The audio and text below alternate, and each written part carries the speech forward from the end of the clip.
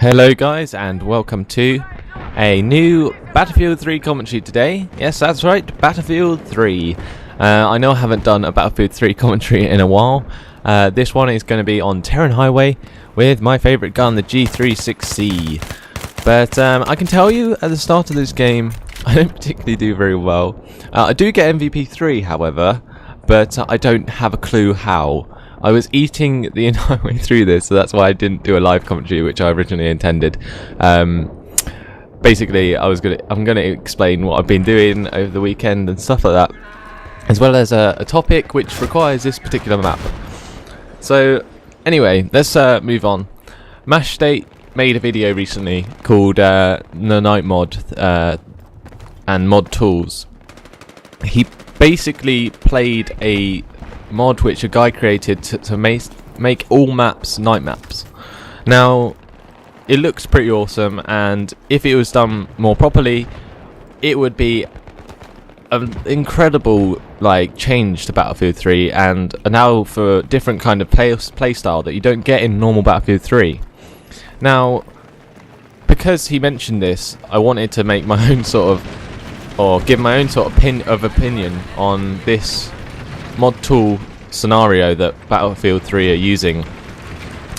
I'm not sure, they probably won't ever release mod tools, but instead they're doing their DLC thing when they bring out loads of DLCs like COD did, just to fuel the tank of their £1 billion budget for the next game or whatever.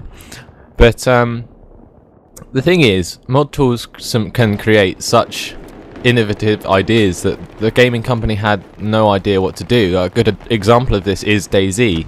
Although it was a guy from the Bohemia Interactive who created Arma 2, it was actually a him doing it in his own time, which actually created this amazing game which now everyone likes and is now getting its own standalone edition. So it's crazy how good mods can be, and how crazy it is that most games don't support them nowadays because of their own ambitions for money, even though mod tools could potentially create a game that is good enough to create its own franchise. And I think that is just ridiculous, and I really would like Battlefield 3 or the makers of Battlefield 3, DICE, to release the mod tools, even if it angers EA. I guess that's probably not gonna happen again, as I said, but it doesn't really, I don't know, I really want it to happen. So if you support that, then I think you should send a message to DICE or something saying, give us mod tools, and then eventually after about 1 million people write to them, they might actually have to do something. But until then, probably not going to happen. Anyway, another thing I wanted to talk about was 1,000 ticket servers. Now, I'm on a normal Rush server, which is actually weird because there isn't many normal Rush servers on this. There's always servers which have their tickets modified, and I hate it. I really do. The game isn't made to have games where there are 2,000 tickets. It doesn't make sense. It's it's just annoying. You're playing a game and you want to win. You're doing top. You're top. You're doing really well. And then it's 6 hours later, and it's still game hasn't finished, and you're for fuck's sake, give me an MVP medal, and it's no, and then you leave, and then somebody else gets it, and it's fucking hell. Yeah.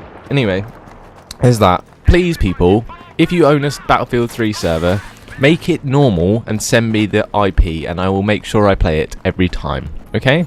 Because I CBA to find all these normal servers. I go through the server list. I go down the server list, and I try and find a server which doesn't have its tickets modified. And it's probably I don't know, 1 out of 100 servers that don't, and it's ridiculous. And I want to play a bloody normal Rush game or Conquest game where the tickets are normal. Now, in this case, I found this server, which was good because it was on the map I wanted, and it was normal tickets. However, I get raped throughout the game, so there isn't really much of a benefit to it. Anyway, it was quite funny because this is actually double XP weekend. I haven't actually had much of a chance to play, but well, I don't think it's double XP weekend. It must be double XP week because it's actually Tuesday today. So yeah, I have no clue what's going on. Anyway, over the weekend I've been at I-46, as I said in my last update video. I hope you guys enjoyed the World of Tanks videos which I brought out. Now, these didn't do as well as I maybe thought they would do, but I like the idea of doing game weekends for specific games and then maybe focusing my channel on a particular game. So instead of doing an assortment of loads of different games, I will do weekends dedicated to different games rather than having it all the time. And I think this would probably work out better because it would give me a good chance to get a solid sub base, because I know, like, I'm not like, oh, need loads of subscribers. I actually appreciate every single person who subscribes to me, but the thing that gets me down quite a bit is when people unsubscribe. And over the past few days I've not been doing too well. I guess it's because of the World of Tanks thing, and people who subscribed to me originally are like, why are you doing World of Tanks? And it's like, I said I would do it for the weekend, nothing more. So if I keep doing that, or games just for the weekend, I guess it would work out a lot better. Anyway, it's good news for the DayZ fans because, I don't know, I'm going to be starting doing a single player run through of that game, which means it's going to be live commentary, the entire thing. So there's not going to be any editing. I'm going to play it from a story point of view, as in I will make up some shitty story about my character and then try and follow it throughout the entire game. So it's going to be called like DayZ storytelling or something like that. It's going to be really funny, but it's going to be completely live com. So if I fuck up, it's going to be funny. Well, probably not funny because I won't be able to restart it. But anyway, I'm going to have to prepare myself for that quite a lot, and that will be coming in the next couple of days. But yeah, so yesterday I didn't put up a video, and today I haven't put up the jet tutorial, which I normally do. This was because at I-46 I didn't necessarily I don't know, I was just completely crashed from the weekend, as in I didn't have any energy left, and yesterday I had a wedding to go to, so in the afternoon I was so tired and I had no time to make a video, so I didn't make one, and that means the jet tutorial doesn't exist at the moment, so that will be coming out next week. Anyway, that's about it. Sorry about my croaky voice, I have got a bit of a bad throat at the moment when in the making of this video, but hope you forgive me for World of Tanks if you didn't like it.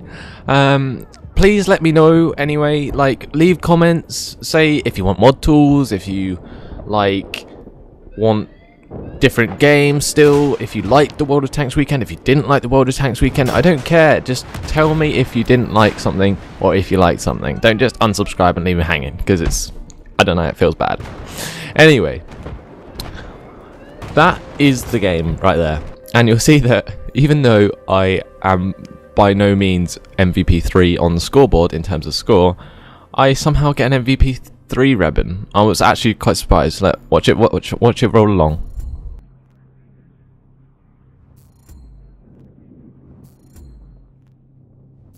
And there it is. I was like, hang on the scoreboard it said I only had 1,648 points. There is about 5 people on the enemy team with more than that. How did I get MVP 3? Anyway, yeah. Battlefield 3 tutorial next week, DayZ soon. But that's about it, guys. Thanks for watching, and I'll see you in the next video.